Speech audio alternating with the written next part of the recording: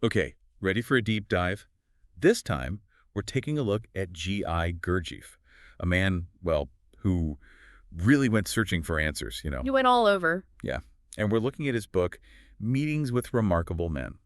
which is itself kind of remarkable. Right. It's like he's saying, hey, these people, they shaped how I see the world, and you know what? You should read them too. But it's not like he's just bragging about who he knows. It's deeper than that. Way deeper. It's like he's using these stories to show us, like, a different way to understand what life is, maybe even how to wake up a bit more. And it all begins, like most good stories, with his dad. Who is this incredible blend of, like, everyday guy, a carpenter. But also like a philosopher. Totally. Super into ancient wisdom, always curious.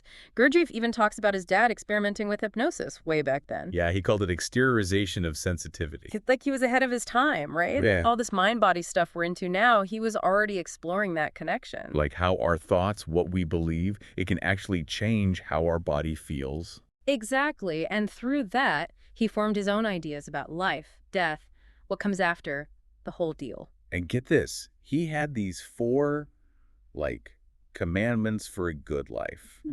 But not the usual stuff, not about money or fame. No, it was more about being strong inside, contributing to the world around you. It was stay healthy, have a skill to support yourself, think for yourself, don't just follow the crowd, and take care of your family and community. Solid advice even now. Seriously. It's like a blueprint for a balanced life. It is. Like, take care of your body, your mind, your people, and find something bigger than yourself to work towards. And he was big on preparing for old age. Not just living well, but aging well. Being content, at peace with yourself when you get there. Gurdjieff also mentions loving those old stories as a kid, those myths, especially the one about Gilgamesh from way back. Yeah, the Babylonian epic. And how it's got similar themes to stuff in the Bible. He almost wishes he'd paid more attention back then, grasped the deeper meaning. Like he's saying, hey, these old tales, they're not just kid stuff. Yeah. There's real wisdom hidden in there. Like, we might be missing out if we just dismiss them as fairy tales. Right. What if they hold clues about who we are, why we're here? Makes you think. Maybe we should all revisit some of those stories with fresh eyes, see what we find. Totally agree.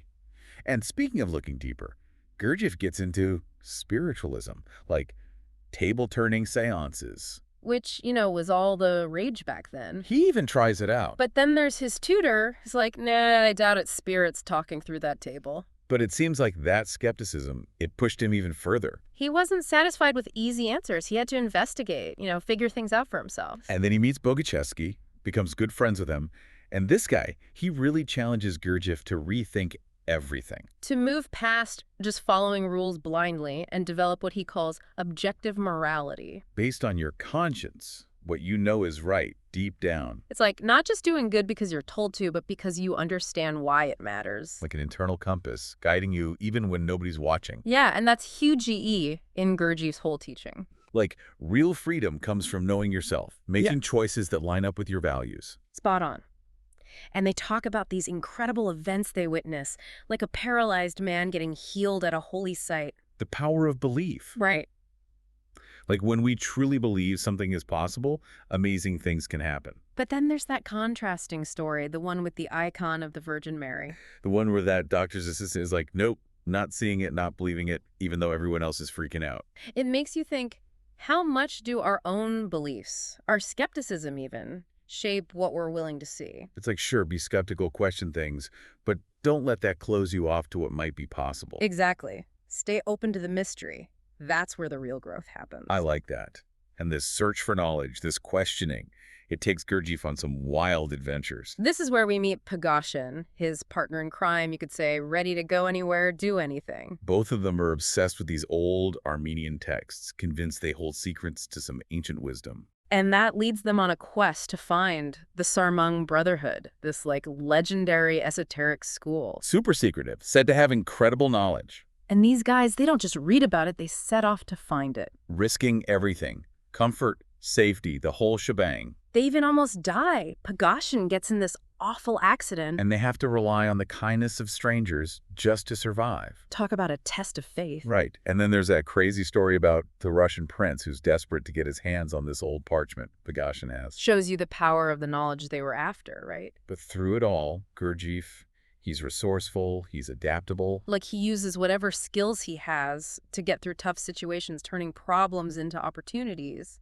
And we meet all these colorful characters like Yelov, his eccentric friend, and others like Dr. Seriogli, Vitvitskaya, Solovia. Each encounter adding another layer to his understanding of people, of life itself. It's like a master class in the human experience, all packed into this crazy journey. But beyond the adventures, there's something deeper happening with Gurdjieff. Like a shift in his perspective. Yeah. As he travels, sees more of the world, he starts to critique European society, especially those intellectual circles, Finds them kind of phony, superficial. Saying their work lacks depth even has a negative effect on people. And this is where we get those funny stories, like the one about that actress. Who was supposed to be amazing but turned out to be terrible. And that painter who was super famous but totally disappointed. Gurdjieff's nephew with his work. He really goes after those journalists and writers, too, calling them out for being hypocrites. Ouch. But I think he's trying to get at something deeper, right? He's concerned about what he sees as this, shallowness in society, people getting caught up in appearances and empty words. Kind of like today, with social media and everyone curating their perfect image online. Exactly. It's like, have we lost the ability to tell what's real from what's fake? Gurdjieff's saying, don't just take things at face value. Look deeper. Question everything. Develop your own sense of what's true. And that questioning, that critical eye, it takes him on his own path to self-discovery, which is definitely not your typical path. Not by a long shot. This is where we meet Akin Bey, this rich kid who's actually searching for meaning, Not content with just a comfortable life. They connect over this shared interest in dervishes, these mystical figures. Like they see something different in them, a way of being that's more connected to, well, something beyond the everyday world. And for Gurdjieff, it's a turning point. He's not just observing anymore. He's actively seeking out experiences that will push him, challenge his perceptions. Make him wake up, and that leads to some wild stuff, like him becoming a coin catcher in Constantinople. Sounds more like something out of an adventure movie than a spiritual quest, right? Right. And then there's that story about the lost amber chaplet, which shows a lot about his character. Yeah, he could have easily kept it. It was valuable. He needed money, but he went out of his way to return it. Totally shows his integrity. Like, he wasn't just talking about living ethically, he was doing it. Walking the walk, for sure. And this sets the stage for him to meet Professor Skridlov, an archaeologist who becomes a close friend and travel buddy. It's crazy how many different things Gurdjieff did in his travels. Coin catcher, guide, repairman, he wasn't afraid to get his hands dirty. He was all about embracing new experiences, seeing every situation as a chance to learn, to grow. And it all leads him towards his big dream. Right. To establish an institute for, as he puts it, the harmonious development of human beings. Ambitious, to say the least. It'll take everything he's got, all his resourcefulness, his determination, to pull it off. And as we'll see, the path to getting there, well, let's just say it's not a smooth one. But those ventures, they weren't just about, money in his pocket. It was deeper than that. It was. Gurdjieff, he had this practical side, a real doer mentality. He understood to make that institute happen, to build something lasting. You need a foundation, both, spiritual and practical. Correct. Right. Like that repair workshop he sets up in Ashgabat. Not just fixing things. But figuring out how things work, the mechanics of it all. Almost like he was using it to study the universe itself, Totally. Deciphering the hidden order behind everything. And in Ashgabat, that's where his business sense really took off. Caviar trade, even selling ships. The guy had a knack for it. Remember that story about the herring? Oh, the spoiled ones he got for practically nothing. And then sold for a huge profit. It's like you could turn anything into gold. And then, boom, the Russian Revolution hits. And he's got to escape over the Caucasus Mountains. Talk about high stakes. Seriously, dodging chaos, keeping himself and his students safe. You have to be resourceful, think on your feet in a situation like that. And he does. Even under pressure, he figures out a way forward. Shows his resilience, right. And after all that, he lands in Tiflis, broke. Having to sell his wife's ring just to get by. That's got to be tough, but it shows his dedication. Nothing was going to stop him from building this institute. So he starts a carpet business, not just to survive, but to lay the groundwork. Always creating, even in the middle of turmoil. And as things settle down, his focus shifts to Europe. Constantinople, London, Berlin.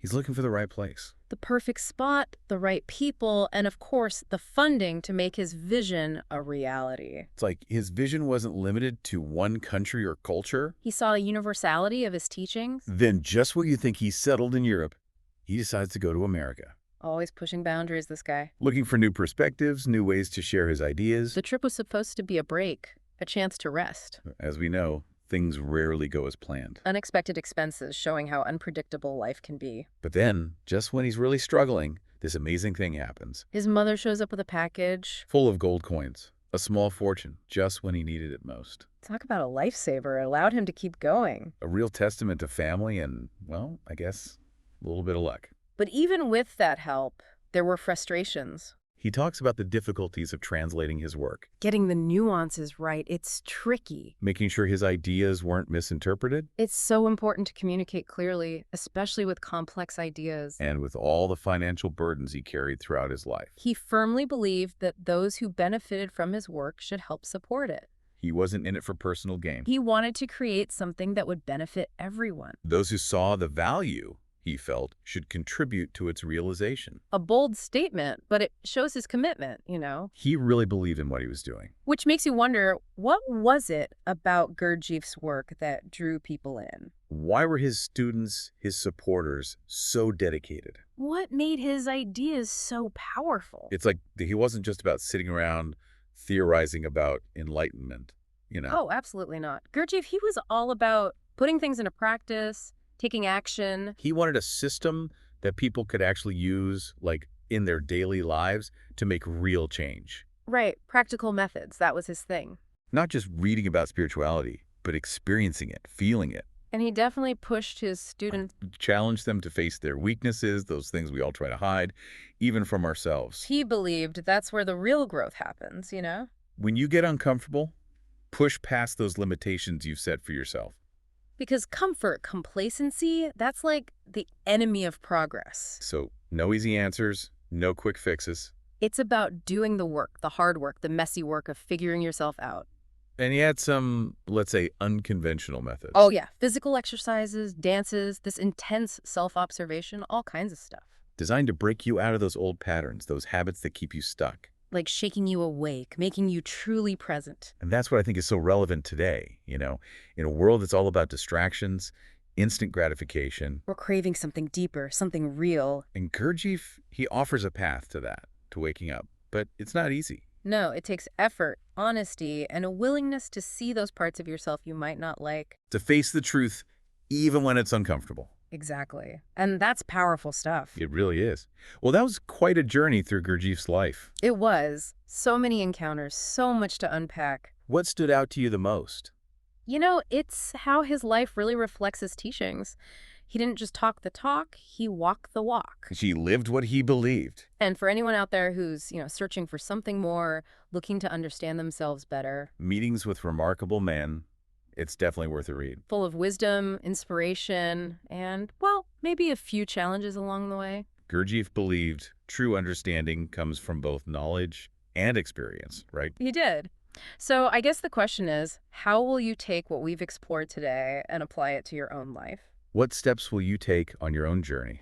We've only just scratched the surface here. There's so much more to discover. Keep seeking, keep questioning, and who knows, you might just have your own meetings with remarkable people along the way. That's the beauty of it. The journey never really ends. Thanks for joining us on this deep dive. We'll see you next time.